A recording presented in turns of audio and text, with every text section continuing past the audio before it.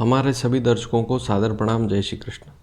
आज का हमारा विषय है थोड़ा अजीब है, नींबू मिर्ची के बारे में है।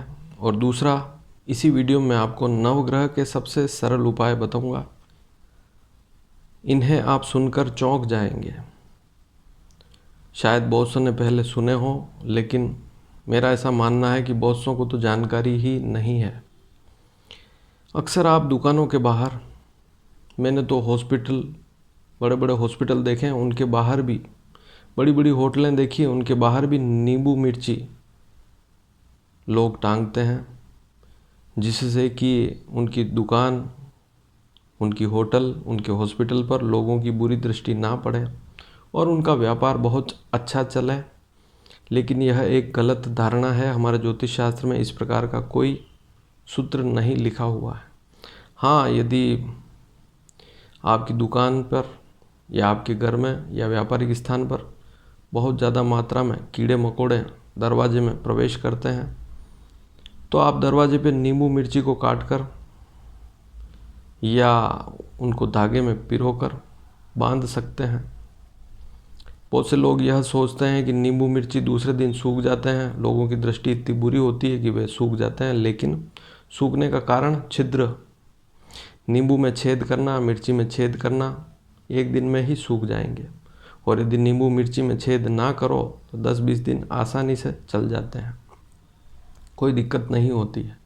तो यह एक गलत धारणा है। आज आप उपाय सुनेंगे, वास्तविक उपाय क्या करना चाहिए व्यापारिक स्थान पर आपको, उसके बारे में समझें। सबसे पहले तो यह समझें कि नवग्रह, जब भी हमारे घर में पूजा पाठ होता है या ग्रह शांति यज्ञ होता है, उस समय नवग्रहों की अलग अलग औषधियाँ होती है, अलग अलग फल होते हैं। उन फलों को अग्नि में, अग्निदेव को चढ़ाया जाता है, अग्नि में डाला जाता है। सामान्य भाषा में समझें तो अग्नि में डाला जाता है उस फल को। सूर्य का फल कौन सा है? किशमिश। चंद्रमा का गन्ना, खेतों में लगते हैं गन्ने जिससे गुड़ बनता है। मंगल की सुपारी है। बुध की मौसमी है। गुरु का नींबू है। शुक्र का बिजोरा नींबू है, थोड़ा सा बड़ा होता है, हल्का खट्टा होता है। शनि का खारक, छुआरे बोलते हैं, सूखी हुई खजूर शनि की होती है, उसको हम अग्नि में, अग्निदेव को अर्पण करते हैं शनि को खुश करने के लिए।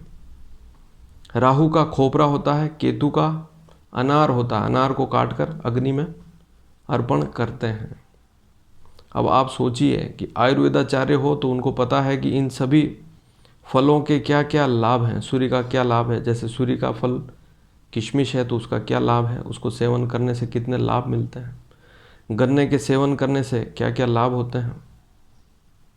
हाँ, सुपारी से नुकसान ज़रूर होता है। मंगल की सुपारी है तो सुपारी से नुकसान ज़रूर होता है, सुपारी को नहीं खाना चाहिए।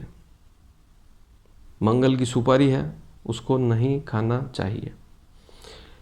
सूर्य आपकी कुंडली में यदि अच्छी स्थिति में है, मान लीजिए जैसे लग्न का स्वामी सूर्य है, सिंह लग्न ही है, या नवम का स्वामी है, या पंचम का स्वामी है सूर्य, ऐसी स्थिति में सूर्य को बलवान करना बहुत ज़रूरी होगा। सूर्य यदि मान लीजिए राहु के साथ बैठा है, कमज़ोर हो गया है, सूर्य बहुत दुखी हो गया है, कुंडली में बुरी अवस्था में है, और उसको बलवान करना चाहते हैं, तो बहुत से लोग माणिक्य धारण करते हैं। बहुत महंगा आता है, हज़ारों रुपये खर्च करते हैं, सोने की अंगूठी बनवाते हैं। सोने का क्या भाव है। और यदि आप किशमिश का प्रयोग रविवार के दिन करें, माणिक्य पहनने वाले यदि किशमिश को खाते हैं तो उनके लिए किशमिश का लाभ उस माणिक्य से भी अधिक मिलेगा। किशमिश खाने से सूर्य के जितने भी लाभ मिलने चाहिए आपको अवश्य मिलेंगे। और यदि चंद्रमा कुंडली में बहुत कमज़ोर स्थिति में है, अस्त हो गया है, पाप ग्रहों के साथ बैठा हुआ है, बुरी स्थिति में है, लग्न का स्वामी भी है चंद्रमा, ऐसी स्थिति में चंद्रमा का गन्ना, आपको गन्ने का सेवन करना चाहिए। या गन्ना ना मिले तो आप गुड़ का सेवन कर सकते हैं, गुड़ आपके लिए बहुत ही श्रेष्ठतम रहेगा। और मंगल की सुपारी, सुपारी को फोड़ के और पानी में डाल दें, और एक आधा चम्मच पानी कभी कभी मंगलवार के दिन आप पिएंगे तब भी लाभ मिलता है, लेकिन सुपारी नहीं खानी है। मंगल का मूंगा रत्न बहुत महंगा आता है। मंगल यदि कुंडली में अशुभ स्थिति में है, खराब स्थिति में है, तब उसको नहीं खाना है। लेकिन मंगल यदि पीड़ित हो गया है, लाभ देने वाला है लेकिन पीड़ित हो गया है, ऐसी स्थिति में पंडित जी आपको बताएंगे कि मूंगा पहनो, लेकिन मूंगे की तुलना में यदि सुपारी का पानी या मटकी में डाल दें उस सुपारी को और उस पानी को पीते हैं मंगलवार के दिन एक सुपारी को पानी में डाल दें, उस पानी को पिएंगे तो आपके लिए मंगल बलवान रहेगा, लेकिन सुपारी नहीं खानी है।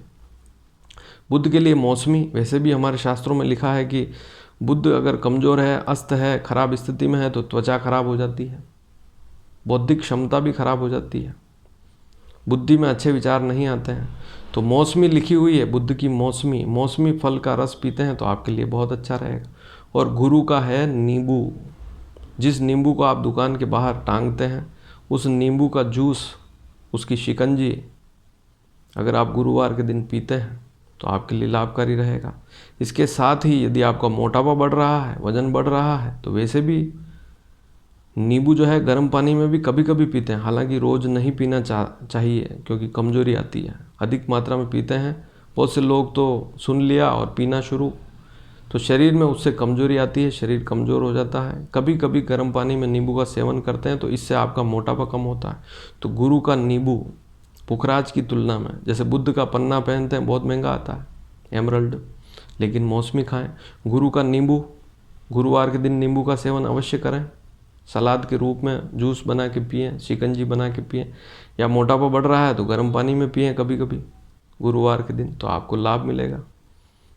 गुरु से लिखा है शास्त्र में, गुरु पाप प्रभाव में पीड़ित है, अस्त है, तो नींबू का सेवन करना चाहिए, तो गुरु बलवान होता है। ऐसी स्थिति में पुखराज ना पहने, कोई गरीब व्यक्ति है पुखराज नहीं पहन सकता, तो नींबू का सेवन तो कभी कभी गुरुवार के दिन कर ही सकता है। शुक्र का बिजोरा नींबू है, शुक्र का रत्न है हीरा। शुक्र अगर शुक्र को बलवान करना हो तो हीरा धारण करते हैं, लेकिन अगर बिजोरा बड़ा नींबू आता है, उसका अगर रस पिएं शुक्रवार के दिन तो आपको फ़ायदा मिलेगा। शनि के छुआरे दूध में उबाल कर पिएं या ऐसे ही सूखे ही चबाएं, 1-2 छुआरे शनिवार के दिन, तब भी लाभ मिलता है। शनि अगर कमज़ोर है, शनि को बलवान करना है तो नीलम की जगह छुआरे आप खा सकते हैं। राहु का वार यूँ माने तो बुधवार मान लें, और राहु यदि अच्छी स्थिति में है, उसको बलवान करना है तो गोमेद रत्न ना पहने और खोपरा खाएं, सूखा खोपरा जो होता है, नारियल खा सकते हैं। और केतु का अनार के दाने आप खा सकते हैं गुरुवार के दिन या मंगलवार के दिन। केतु कमज़ोर स्थिति में है, उसको बलवान करना है। केतु लाभ देने वाला है कुंडली में, और केतु अच्छा है आपकी कुंडली में, लेकिन किसी कारणवश वह उतना बलवान नहीं है, तो आप अनार का प्रयोग करेंगे तो लाभ मिलेंगे। आयुर्वेद में इन सभी का आप देखेंगे वहाँ पर भी लाभ लिखा हुआ है, तो ग्रहों के लाभ मिलते ही हैं। लेकिन आज का उपाय, नींबू मिर्ची दुकान के बाहर नहीं टांगे, और उपाय क्या करना है, पीली सरसों।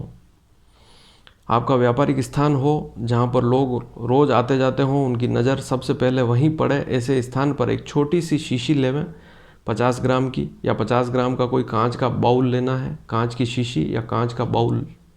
उस बाउल में 50 ग्राम पीली सरसों भर लेवें। पीली सरसों सस्ती मिलती है, जबकि आप नींबू मिर्ची रोज़ मंगाते हैं, दुकान के बाहर टांगते हैं तो 10 रुपये का रोज़ का खर्चा है, महीने का 300 रुपये का खर्चा है। जबकि पीली सरसों बहुत सस्ती मिल जाएगी बाज़ार में। 50 ग्राम पीली सरसों लेनी है, एक बोतल में भरनी है। पूर्णिमा के दिन, पूर्णिमा से पूर्णिमा तक आपको वही पीली सरसों वहीं काउंटर पर रखनी है, ताकि लोग वहाँ पर गुजरे, वहाँ पर दृष्टि पड़ेगी तो उस दृष्टि का दोष खत्म हो जाएगा और बुरे प्रभाव खत्म होते हैं। व्यापार जो है हमारा अच्छा चलता है। किसी भी प्रकार की कुदृष्टि है, शत्रु है, भूत प्रेत बाधा है, तब भी पीली सरसों से, हमारे शास्त्र में लिखा है, पूजा पाठ में पीली सरसों का विशेषकर तांत्रिक प्रयोग किया जाता है। तो 50 ग्राम की एक शीशी लेनी है, बोतल लेनी है, छोटी सी शीशी हो, जार हो, छोटा सा जार 50 ग्राम का, या 50 ग्राम का बाउल हो, उसमें 50 ग्राम पीली सरसों भर लेवें।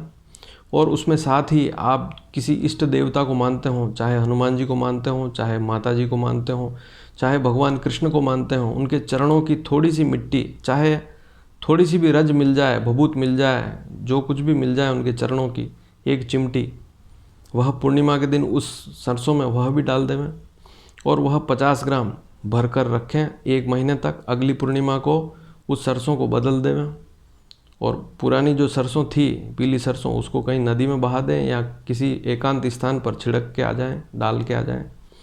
तो इस प्रकार की प्रक्रिया आपको करनी चाहिए। नींबू मिर्ची से बचना चाहिए। इस प्रकार के प्रयोग कोई फ़ायदा नहीं देते हैं।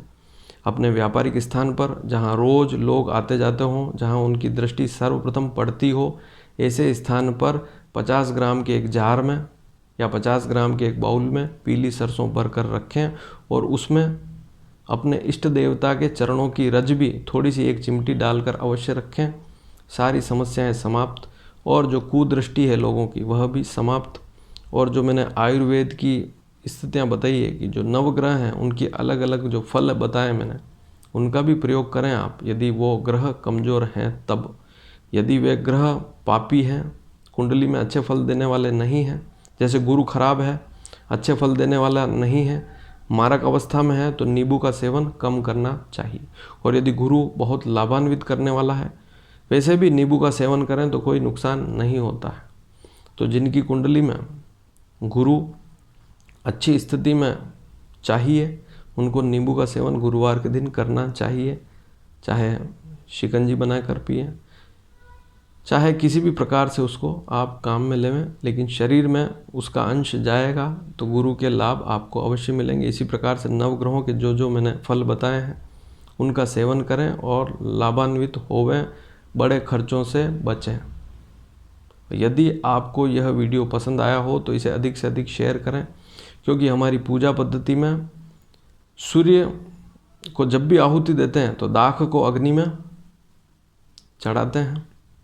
चंद्रमा को प्रसन्न करने के लिए गन्ने का छोटा सा टुकड़ा अग्नि में हम हवन में, सामान्य भाषा में कहें तो डालते हैं, अग्निदेव को अर्पण करते हैं। मंगल की सुपारी, बुध की मौसमी, गुरु का नींबू, शुक्र का बिजोरा, शनि की खारक अर्थात छुआरे, सूखी खजूर, राहु का खोपरा डालते हैं हम, और केतु का अनार काट कर अग्नि में हम अर्पण करते हैं, क्योंकि वे प्रसन्न होते हैं। और इन्हीं को हम यदि सेवन भी करते हैं तो ये प्लेनेट हमारे शुभ हो जाते हैं, हमें शुभ फल देते हैं। तो इसे अधिक से अधिक शेयर करें, जिससे कि आपके आस पड़ोसी, आपके रिश्तेदार, आपके परिवार के सदस्य लाभान्वित हो सकें और बड़े खर्चों से बचें, बड़े रत्नों को, महंगे रत्नों को धारण करने से बचें। इन छोटे उपायों से भी व्यक्ति को लाभ मिलेगा, जीवन में कोई समस्या नहीं रहेगी। सूर्य मान लीजिए खराब है कुंडली में, ऐसी स्थिति में यदि लग्न में ही बैठा हुआ है, आपके बाल झड़ रहे हैं, हालांकि अच्छी स्थिति में भी बाल झड़ते हैं, तो नमक का सेवन कम करना चाहिए। तो ये सारी स्थितियाँ हैं। धन्यवाद। जय श्री कृष्ण।